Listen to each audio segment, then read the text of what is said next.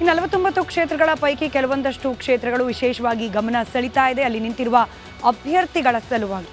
ಹಾಗಾದ್ರೆ ಯಾವ್ದು ಪ್ರತಿಷ್ಠಿತ ಅಭ್ಯರ್ಥಿಗಳು ಕಣಕ್ಕಿಳಿದಿರುವ ಕ್ಷೇತ್ರ ಗಮನಿಸ್ತಾ ಹೋಗೋಣ. ರಾಹುಲ್ ಗಾಂಧಿ ಅವರು ಅಮೇಥಿಯಿಂದ ಇದೀಗ ರಾಯ್ಬರೇಲಿಗೆ ಶಿಫ್ಟ್ ಆಗಿದ್ದಾರೆ. ರಾಯ್ಬರೇಲಿಯಲ್ಲೂ ಕೂಡ ನಾಳೆ ಮತದಾನ ನಡೀತಾ ಇದೆ. ಹಿಂದೆ ರಾಹುಲ್ ಗಾಂಧಿ ಅವರನ್ನ ಮಣಿಸಿ ಬಿಜೆಪಿಯಿಂದ ಸಂಸದೆಯಾಗಿದ್ದ ಸ್ಮೃತಿ ಇರಾನಿ ಅವರು ಕಂಟೆಸ್ಟ್ ಮಾಡುವಂತಹ ಅಮೇಥಿಯಲ್ಲೂ ಕೂಡ ನಾಳೆ ಚುನಾವಣೆ ನಡೀತಾ ಇದೆ. ಇದರ ಜೊತೆಗೆ ರಾಜನಾಥ್ ಸಿಂಗ್, ಕೇಂದ್ರ ಸಚಿವರು ರಾಜನಾಥ್ ಸಿಂಗ್ ಅವರು ಪ್ರತಿನಿಧಿಸುವ ಲಕ್ನೌನಲ್ಲೂ ಕೂಡ ಮತದಾರರು ರಾಜನಾಥ್ ಸಿಂಗ್ ಹಾಗೆ ಅವರ ವಿರುದ್ಧವಾಗಿ ನಿಂತಿರುವ ಅಭ್ಯರ್ಥಿಗಳ ಭವಿಷ್ಯವನ್ನ ಬರೆಯಲಿದ್ದಾರೆ. ಮತ್ತೊಂದು ಕಡೆ ಮತ್ತೋರ್ವ ಕೇಂದ್ರ ಸಚಿವ ಪಿಯೂಷ್ ಗೋಯಲ್ ಅವರು ಪ್ರತಿನಿಧಿಸುವಂತಹ ಮುಂಬೈ ಉತ್ತರ ಕ್ಷೇತ್ರದಲ್ಲೂ ಕೂಡ ಚುನಾವಣೆ ನಡೀತಾ ಇದೆ. ಹಾಗೆ ಎನ್ಸಿಯ ಒಮರ್ ಅಬ್ದುಲ್ಲಾ ಬಾರಾಮುಲ್ಲಾ ಕ್ಷೇತ್ರದಿಂದ ಕಣಕ್ಕಿಳಿದಿದ್ದಾರೆ. ಆ ಕ್ಷೇತ್ರ ಕೂಡ ನಾಳೆ ಮತದಾನ ಪ್ರಕ್ರಿಯೆಗೆ ಒಳಪಡ್ತಾ ಇದೆ. LJPR ಚಿರಾಗ್ ಪಾಸ್ವಾನ್ ಹಾಜಿಪುರ ಕ್ಷೇತ್ರದಿಂದ ಕಣಕ್ಕಿಳಿದಿದ್ದಾರೆ. ಹಾಜಿಪುರದಲ್ಲೂ ಕೂಡ ನಾಳೆ ಮತದಾನ ನಡೀತಾ ಇದೆ. ಹಾಗೆ ಲಾಲು ಪ್ರಸಾದ್ ಯಾದವ್ ಅವರ ಪುತ್ರಿ ರೋಹಿಣಿ ಆಚಾರ್ಯ ಕಣಕ್ಕಿಳಿದಿರತಕ್ಕಂಥ ಸರಂಗ್ ಕ್ಷೇತ್ರದಲ್ಲೂ ಕೂಡ ಚುನಾವಣೆ ನಡೀತಾ ಇದೆ. 49 ಕ್ಷೇತ್ರಗಳು, ಆ ಪೈಕಿ ಪ್ರತಿಷ್ಠಿತ ಅಭ್ಯರ್ಥಿಗಳು ನಿಂತಿರುವ ಕ್ಷೇತ್ರಗಳು ಇದಿಷ್ಟು. ಇನ್ನು ಈ ಕ್ಷೇತ್ರ ವ್ಯಾಪ್ತಿಯಲ್ಲಿ ಅಂದರೆ 49 ಕ್ಷೇತ್ರ ವ್ಯಾಪ್ತಿಯಲ್ಲಿ ಕಳೆದ ಬಾರಿಯ ಚುನಾವಣೆ 2019ರ ಚುನಾವಣೆಯ ಚಿತ್ರಣ ಯಾವ ರೀತಿ ಇತ್ತು ಅದನ್ನು ಗಮನಿಸೋಣ. ಒಟ್ಟು 49 ಕ್ಷೇತ್ರಗಳ ಪೈಕಿ ಕಳೆದ ಬಾರಿ 2019ರಲ್ಲಿ NDA ಮೈತ್ರಿಕೂಟ 41 ಕ್ಷೇತ್ರಗಳಲ್ಲಿ ಗೆಲುವನ್ನು ದಾಖಲಿಸಿತ್ತು. ಬಿಜೆಪಿ 32 ಕ್ಷೇತ್ರಗಳಲ್ಲಿ ಅಭ್ಯರ್ಥಿಯನ್ನು ಗೆಲ್ಲಿಸುವಲ್ಲಿ ಯಶಸ್ವಿಯಾಗಿತ್ತು.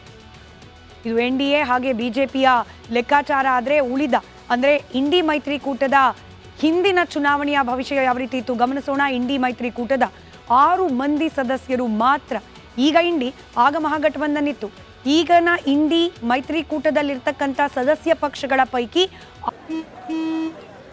ನಡಿ ಈಗ ಶುರು ಮಾಡೋಣ.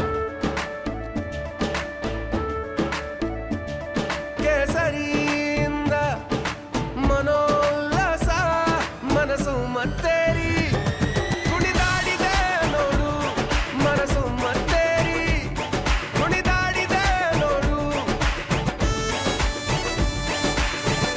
ಕ್ಷಣ ಕ್ಷಣವೂ ಆಚರಿಸಿ ಕೇಸರಿ ಹಬ್ಬ. ವಿಮಲ್ ಬಾಯಲ್ಲಿ ಹೇಳಿ ಕೇಸರಿ.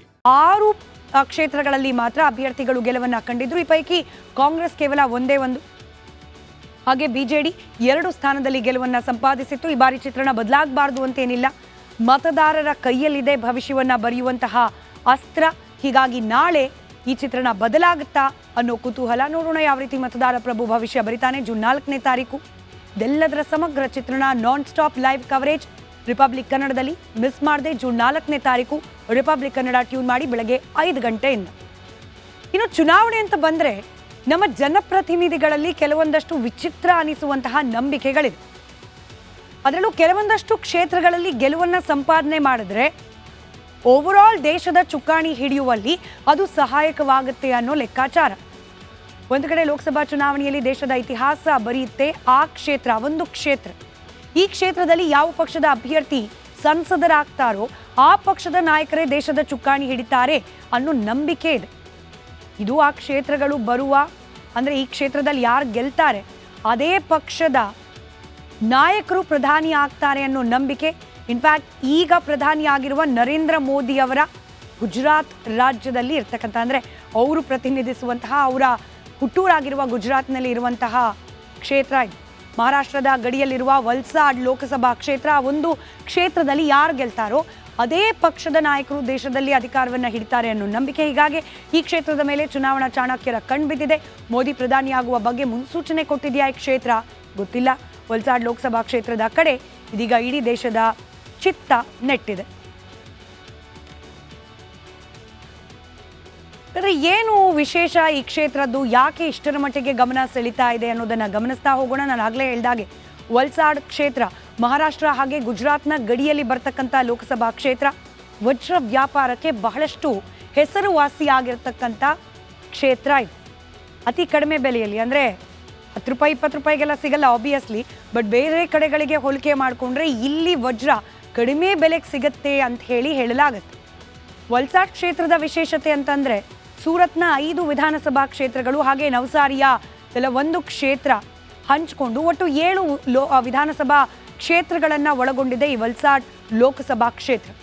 ಈ ಕ್ಷೇತ್ರದಲ್ಲಿ ಯಾವ ಪಕ್ಷದ ಸಂಸದರು ಗೆಲ್ತಾರೋ ಆ ಪಕ್ಷಕ್ಕೆ ದೇಶದ ಚುಕ್ಕಾಣಿ ಸಿಗುತ್ತೆ, ಅಧಿಕಾರ ನಡೆಸುವಂತಹ ಅಧಿಕಾರ ಸಿಗುತ್ತೆ ಅನ್ನೋ ನಂಬಿಕೆ ಇದೆ. 1957ರಿಂದ ಇಲ್ಲಿವರೆಗೂ ಕೂಡ ಈ ಕ್ಷೇತ್ರದಲ್ಲಿ ಯಾವ ಪಕ್ಷ ಗೆಲ್ಲುತ್ತೋ ಅದೇ ಪಕ್ಷ ಸೆಂಟ್ರಲ್ ಗವರ್ಮೆಂಟನ್ನು ನಡೆಸುವಂತಹ ಅಧಿಕಾರವನ್ನು ಪಡ್ಕೊಂಡಿದೆ ಅನ್ನೋದು ನಂಬಿಕೆ.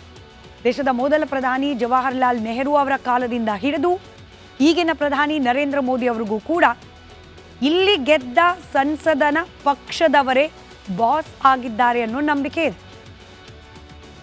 ಹಾಗಾದ್ರೆ ಈ ಲಕ್ಕಿ ಕ್ಷೇತ್ರ ವಲ್ಸಾದ್ನ ಮತ್ತೊಂದಷ್ಟು ವಿಶೇಷತೆಯನ್ನ ಗಮನಿಸ್ತಾ ಹೋಗೋಣ.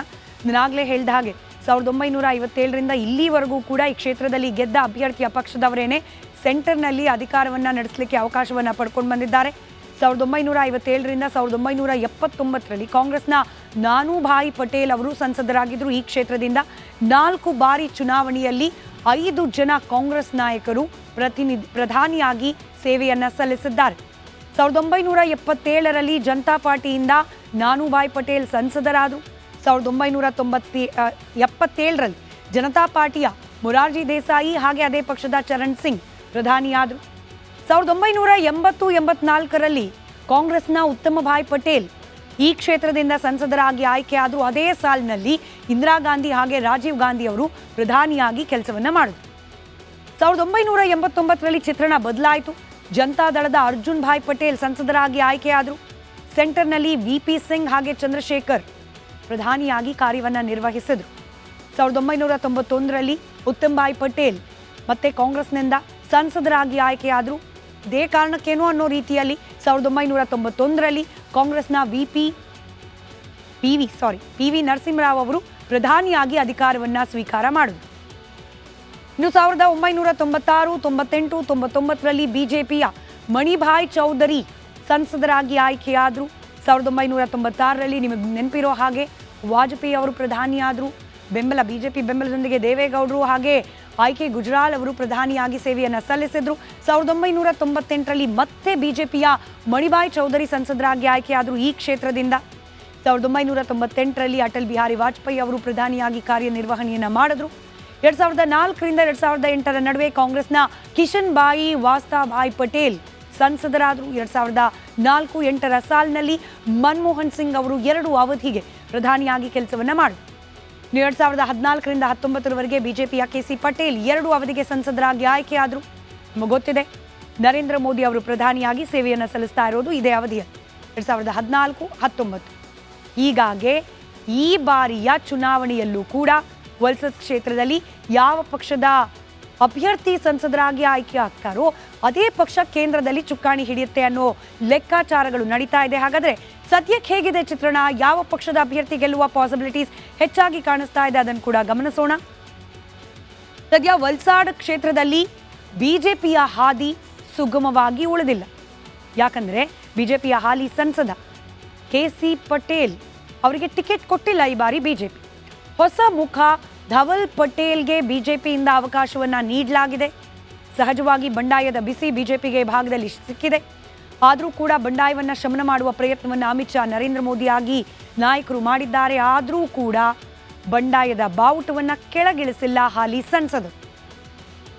ಬಿಜೆಪಿಗೆ ತಲೆನೋವಾಗಿದೆ ಹಾಲಿ ಸಂಸದ KC ಪಟೇಲ್ ಅವರ ಮುನಿಸು. ಬೂತ್ ಮಟ್ಟದಲ್ಲಿ ಬಿಜೆಪಿ ಕಾರ್ಯಕರ್ತರ ಬಲವೇ ಈಗ ಆಧಾರವಾಗಿ ಉಳಿದಿದೆ. ಕಳೆದ ಬಾರಿಯ ಚುನಾವಣೆಯಲ್ಲಿ 3.5 ಲಕ್ಷ ಅಂತರದಲ್ಲಿ ಗೆದ್ದಿದ್ರು KC ಪಟೇಲ್. ಈ ಬಾರಿ 4ರಿಂದ 5 ಲಕ್ಷ ಅಂತರದಲ್ಲಿ ಗೆಲ್ಲಲೇಬೇಕು ಅನ್ನೋ ಹಠ ಬಿಜೆಪಿ ನಾಯಕರು ತೊಟ್ಟಿದ್ದಾರೆ. ಇದಕ್ಕೋಸ್ಕರ ಕಸರತ್ತನ್ನು ಮುಂದುವರೆಸಿದ್ದಾರೆ. ಕಾಂಗ್ರೆಸ್ ಅಭ್ಯರ್ಥಿ ಅನಂತ್ ಪಟೇಲ್ ಬುಡಕಟ್ಟು ಸಮುದಾಯಕ್ಕೆ ಸಂಬಂಧಪಟ್ಟ ನಾಯಕರಾಗಿದ್ದಾರೆ. ವಲ್ಸಾಡ್ ಕ್ಷೇತ್ರದಲ್ಲಿ ಬುಡಕಟ್ಟು ಸಮುದಾಯವೇ ಅತ್ಯಂತ ನಿರ್ಣಾಯಕ ಪಾತ್ರವನ್ನು ನಿರ್ವಹಿಸುತ್ತೆ ಚುನಾವಣೆಯಲ್ಲಿ. ಬುಡಕಟ್ಟು ಅಭ್ಯರ್ಥಿ ಕಣದಲ್ಲಿರುವ ಕಾರಣ ಬಿಜೆಪಿಗೆ ಮತ್ತಷ್ಟು ಕಠಿಣವಾಗುತ್ತೆ ಹಾದಿ ಅನ್ನೋ ಚರ್ಚೆ ಕೂಡ ನಡೀತಾ ಇದೆ. ಹೀಗಿದೆ ಸದ್ಯಕ್ಕೆ ವಲ್ಸಾಡ್ನ ಚಿತ್ರಣ. ಹೀಗಾಗಿ ಈ ಬಾರಿ ಯಾರು ಗೆಲ್ತಾರೆ, ಬಿಜೆಪಿಯವರೇ ಗೆಲ್ತಾರಾ, ಬಿಜೆಪಿಯವ್ರು ಗೆದ್ರೆ ಮತ್ತೊಂದು ಅವಧಿಗೆ ಪ್ರಧಾನಿ ನರೇಂದ್ರ ಮೋದಿಯಾಗಿ ಮುಂದುವರಿತಾರಾ ಗೊತ್ತಿಲ್ಲ. ನೋಡೋಣ ವಲ್ಸಾಡ್ ಕ್ಷೇತ್ರದಲ್ಲಿ ಯಾವ ರೀತಿಯಾಗಿ ತೀರ್ಪನ್ನ ಬರಿತಾನೆ ಮತದಾರ ಅಂತ ಹೇಳಿ. ನಮಸ್ಕಾರ, ಕರ್ನಾಟಕ ಪ್ರೈಮ್ ಟೈಮ್ಗೆ ಸ್ವಾಗತ. ನಾನು ಜಯಪ್ರಕಾಶ್ ಶೆಟ್ಟಿ.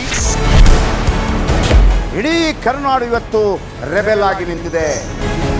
ಈ ಹಗರಣಗಳನ್ನು ಸದನದಲ್ಲಿ ಪ್ರಸ್ತಾಪ ಮಾಡಲು ಕೂಡ ಕಾಂಗ್ರೆಸ್ ಹಿಂದೇಟು ಹಾಕಿದ್ಯೇಕೆ?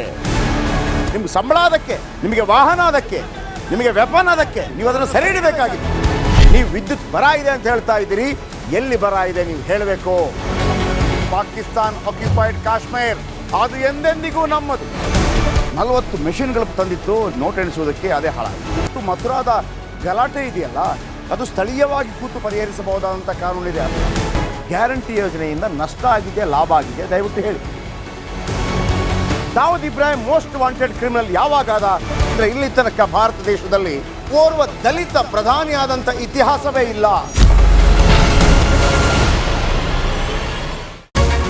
ರಿಪಬ್ಲಿಕ್ ವರ್ಲ್ಡ್ ಆಪ್ ಇದು ಕೇವಲ ಅಪ್ಲಿಕೇಶನ್ ಅಲ್ಲ, ಸಮಗ್ರ ಸುದ್ದಿಗಳ ಸಂಪರ್ಕ ಮಾರ್ಗಕ್ಕೆ ಕ್ರಾಂತಿಕಾರಿ ಬದಲಾವಣೆ. ರಿಪಬ್ಲಿಕ್ ವರ್ಲ್ಡ್ ಆಪ್ ಕೇವಲ ಸುದ್ದಿ ಅಪ್ಲಿಕೇಶನ್ ಅನ್ನ ಪರಿಚಯ ಮಾಡ್ತಾ ಇಲ್ಲ, ಬದಲಾಗಿ ಡಿಜಿಟಲ್ ಸುದ್ದಿ ಬಳಕೆಯ ಹೊಸ ಯುಗಕ್ಕೆ ನಾಂದಿ ಹಾಡ್ತಾ ಇದೆ. ಇದೊಂದು ಬ್ರೇಕಿಂಗ್ ನ್ಯೂಸ್, ಪ್ರಭಾವಶಾಲಿ ಕಾರ್ಯಕ್ರಮಗಳಿಗೆ ಗಟ್ಟಿಯಾದ ವೇದಿಕೆ. ರಿಪಬ್ಲಿಕ್ ವರ್ಲ್ಡ್ ಅಪ್ಲಿಕೇಶನ್ ಈಗ ಲೈವ್ ಆಗಿದೆ. ಗೂಗಲ್ ಪ್ಲೇ ಸ್ಟೋರ್ ಮತ್ತು ಆಪಲ್ ಆಪ್ ಸ್ಟೋರ್ ಎರಡರಲ್ಲೂ ಲಭ್ಯವಿದೆ.